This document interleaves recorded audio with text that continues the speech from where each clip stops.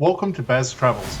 After driving 14,826 kilometers through 24 states and Washington, D.C., I've seen rocket launches to the Grand Canyon and Hoover Dam. I've explored Route 66, ghost towns, deserts, snow, and beaches on both coasts. From Vegas casinos to Alcatraz, the White House to Hollywood. Join me for a journey of the ordinary and the extraordinary. Loading destination.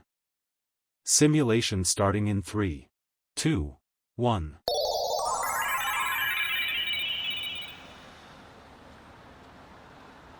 To look around, move your phone or tablet.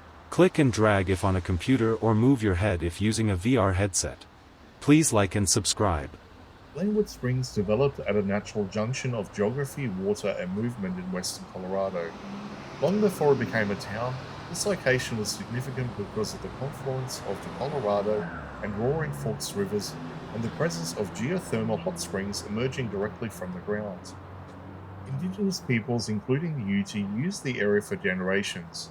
The hot springs were valued as neutral ground and as a place for rest and recovery. The site was known for its warm waters long before any permanent settlements existed, and its importance was tied to the function rather than control or ownership. The arrival of railroads in the late 19th century marked a decisive shift.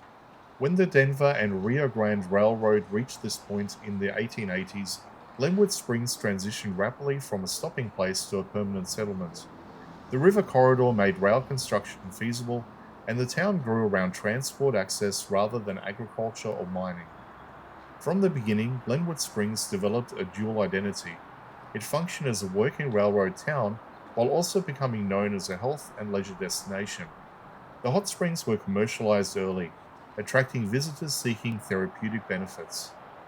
Bathhouses, hotels, and supporting businesses followed, giving the town an economic base that did not rely solely on extraction or industry. This combination set Glenwood Springs apart from many nearby towns. While mining camps expanded and collapsed, Glenwood Springs maintained continuity. Rail access kept it connected, and tourism provided resilience. The town's growth was steady rather than explosive, shaped by services and infrastructure instead of speculation. The early 20th century reinforced this role. Prominent visitors, including political figures and entertainers, passed through Glenwood Springs, drawn by the springs and the town's accessibility. At the same time, the railroad ensured that Glenwood Springs remained a regional hub for transport and trade. As rail travel declined and automobile travel increased, the town adapted again. Roads replaced rails as the primary connector, but the same river corridors guided highway development. Glenwood Springs remained positioned at a crossroads, maintaining its relevance through access rather than expansion. Throughout its history, Glenwood Springs avoided becoming a single-purpose town. It was never only industrial, never only recreational. That balance allowed it to absorb economic changes without losing cohesion. Today, the town's history layers remain visible in layout and function.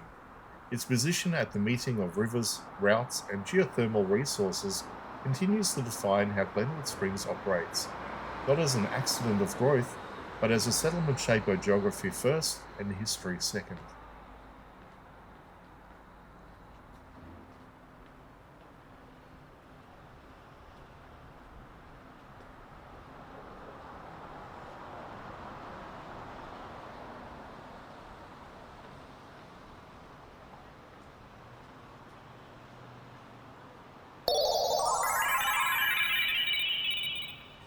Simulation terminated.